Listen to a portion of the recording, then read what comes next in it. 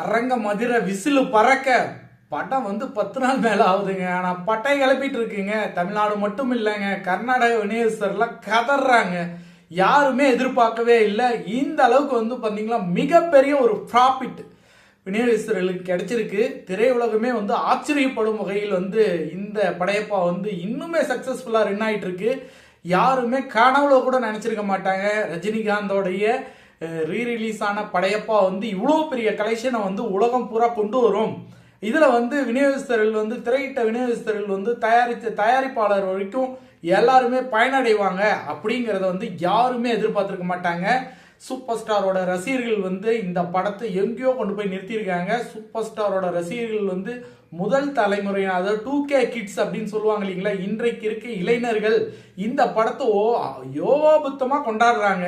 அதாவது இப்படி ஒரு படம் செம்மையா இருக்கு. இந்த படம் எப்படி இத்தனை வருஷம் முன்னாடி எடுத்த படமா இது, 25 வருஷம் முன்னாடி எடுத்த படமா இது, செம்மையா இருக்கு, ஸ்டைல் நல்லா இருக்கு, ஆக்ஷன் நல்லா இருக்கு, காமெடி எல்லாமே படம் ஃபுல்லா செம்மையா இருக்கு, செம சூப்பர் ஸ்டார்னு இதுதான் சொல்றாங்களா அப்படின்ட்டு ஒவ்வொருடைய அந்த ஷோ பார்க்குறவங்களோட ஆடியன்ஸோடைய ஃபேஸ் ரியாக்ஷனும் அவங்க மூமெண்ட்டும் டான்ஸ் மூமெண்ட்டும் படையப்பால வரக்கூடிய பஞ்ச் டைலாக்கு அவங்க கொடுக்குற ரியாக்ஷன்ஸும் பார்க்கும்போது செம்ம சந்தோஷமா இருக்குங்க. தலைவர் ஒரு விஷயத்தை யோசிச்சாருன்னா அந்த விஷயம் கரெக்டாக தான் இருக்கும்.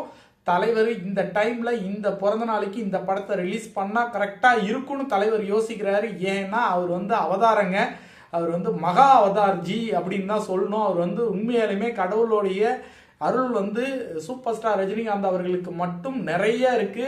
அவர் ஒரு ஆன்மீகவாதி அப்படின்னு சொல்றதை விட கடவுள் அப்படின்னே சொல்லலாம். அந்த அளவுக்கு அவர் ஒரு விஷயத்தை கணிச்சாருன்னா அது கரெக்டா இருக்கும்.